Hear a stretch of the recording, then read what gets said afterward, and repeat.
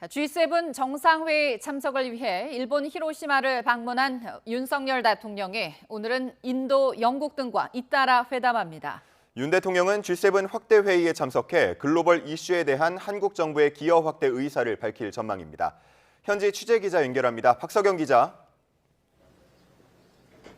네, 일본 히로시마입니다. 네, 박 기자, 뒤로 보이는 건물이 히로시마 원폭돔입니까?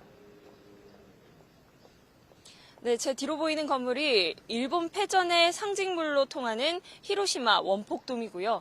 지난 1945년 히로시마 원폭 투하 당시 완전히 붕괴되지 않고 일부가 이처럼 남았습니다. 이 원폭돔이 있는 히로시마 평화공원 주변으로는 경찰 통제가 이뤄지고 있어서 저희도 도로를 우회해서 걸어왔습니다.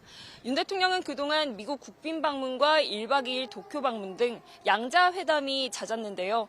지난 1월 스위스 다보스 포럼 이후 4개월 만에 다자 외교 무대에 올랐습니다. 윤 대통령은 어제 히로시마 도착 직후 앤서니 앨버니지 호주 총리, 판민진 베트남 총리와 회담했습니다. 호주와는 광물과 방산 협력을, 베트남과는 개발 협력 확대 등을 논의했습니다. 전날에 이어 방일 이틀째인 오늘도 정상회담이 줄줄이 예정돼 있습니다. 이틀째인 오늘은 나렌드라 모리 인도 총리, 리시 수넥 영국 총리와 잇따라 대조합니다. 일정에 따라 한두 개 국가와의 정상회담이 더 추가될 수도 있습니다. 윤 대통령은 오늘 오후 G7 의장국인 일본 초청에 따라 참가국 자격으로 G7 정상회의 확대 회의에 참석해 공개 발언을 합니다. 식량, 보건, 기후, 에너지 등 글로벌 이슈에 대한 한국 정부의 기여 확대 의사를 밝힐 것으로 보입니다. 자유 토론 주제로는 G7 의장국이 법치에 기반한 국제 질서를 꺼냈는데요. 러시아와 중국을 겨냥했다는 해석도 나오고 있습니다. 신냉전으로 불리는 첨예한 국제 정세에서 어떤 변곡점이 될지 대한민국의 위치 설정이 주목됩니다. 네, 윤석열 대통령 어제 원폭 피해 희생 동포들도 만났는데 이 자리에서는 어떤 메시지 전달했습니까? 네, 윤 대통령은 역대 한국 대통령으로서는 처음으로 어제 히로시마 원폭 피해 희생 동포들을 만났습니다.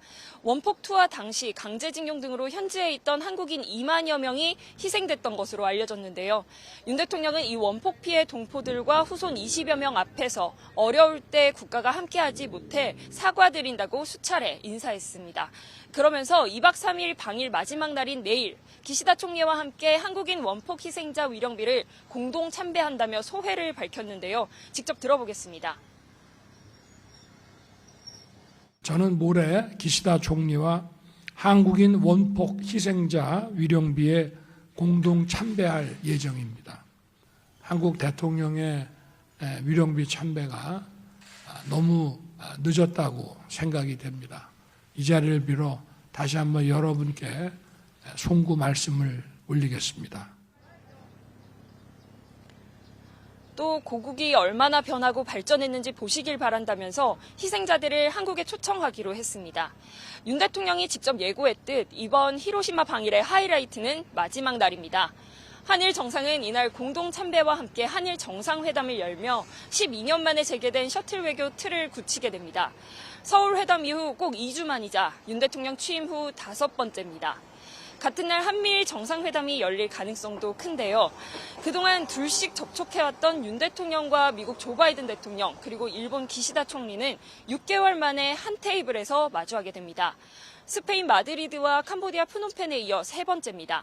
핵심 의제, 단연 북한의 핵미사일 위협에 맞설 한미일 삼각 공조입니다.